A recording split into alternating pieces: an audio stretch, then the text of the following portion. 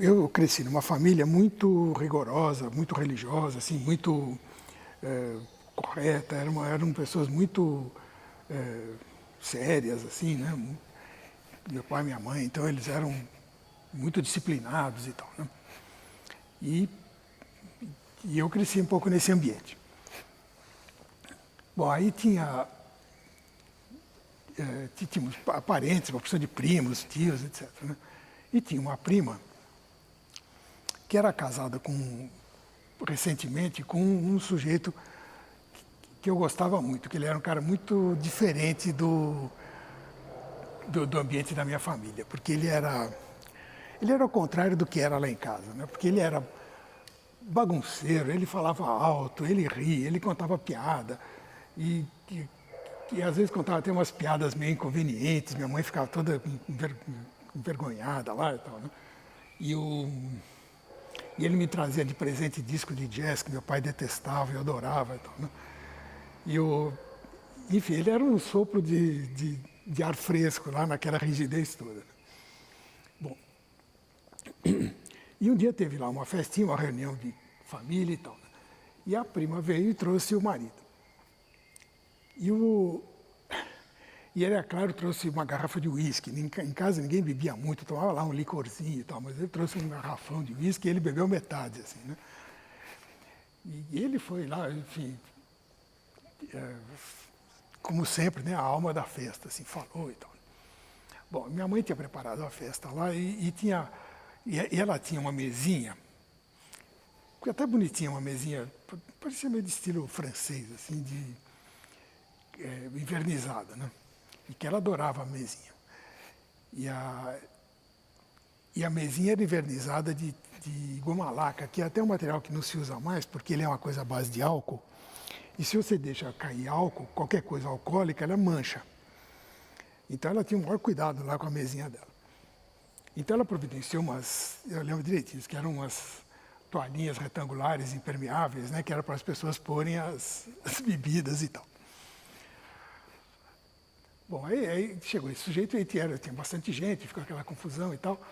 E ele foi lá, bebeu metade do uísque que ele trouxe e tal, né? E estava sentado numa poltrona do lado dessa mesinha.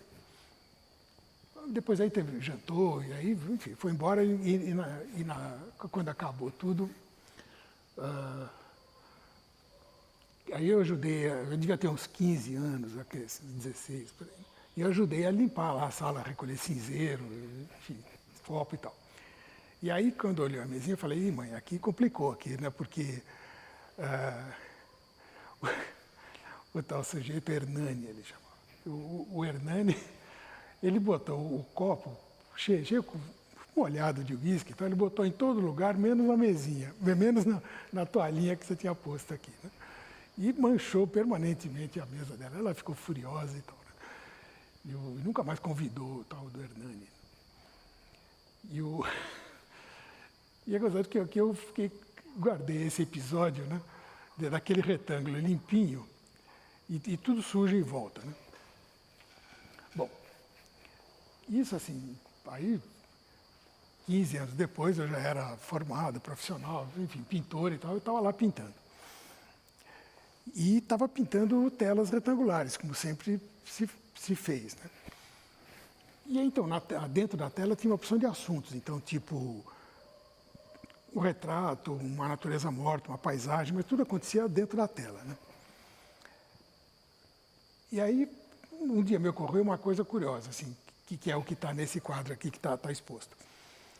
Eu digo, e se eu fizer um retrato de um quadro? Já que eu posso fazer um retrato de um bicho, de uma pessoa, de uma paisagem, de um objeto, eu posso fazer um retrato de um quadro. Então, tinha o quadro retangular, eu desenhei um outro quadro dentro, que seria o assunto da coisa, né?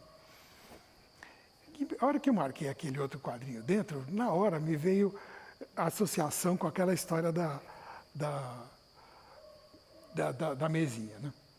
E aí eu olhei na mesa, depois a gente pode ver lá na mesa de pintura, porque a gente sempre usa copo descartável para misturar tinta e tal, né? E ele sempre suja, e sempre mancha toda a mesa, igualzinho que eu tinha manchado lá a mesa da minha mãe. Eu falei, puxa, olha que coisa. Então, no fundo, aí fiquei... Pintura é um negócio gozado, porque ele não é simplesmente olhar, é olhar e pensar, né?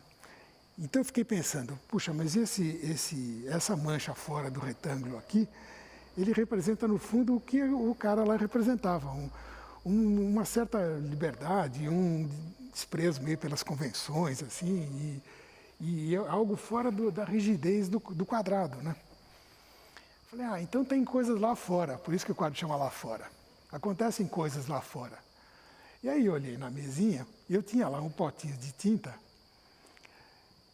E eu falei, bom, eu vou fazer um furinho nesse pote, vou sujar aqui embaixo, né? E vou usar esse pote para marcar lá fora, né? Eu vou repetir o que o sujeito tinha feito quando era garoto, né? Como uma espécie de imagem de sair do retângulo, sair da caixa, né? Ter coisas para lá. Agora, isso foi em 77. Agora, esse processo é sempre muito lento, né? Porque você vai lá pensar, você faz o quadrinho, está lá, mas ainda era um quadro, porque ainda tinha um quadro dentro do outro quadro, mas tem essas coisas. E quando chega aí, lá por volta de 1980, eu cheguei à conclusão de que eu podia fazer um trabalho que era inteiramente não retangular e que ele representava de certo modo, essa quebra dessa rigidez que o quadro implica, né?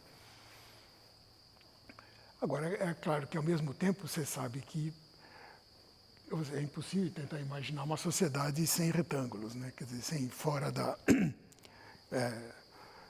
seria o caos absoluto, né? Porque tudo é retangular, né? Porque isso é a nossa ordem artificial, nós que inventamos isso, né?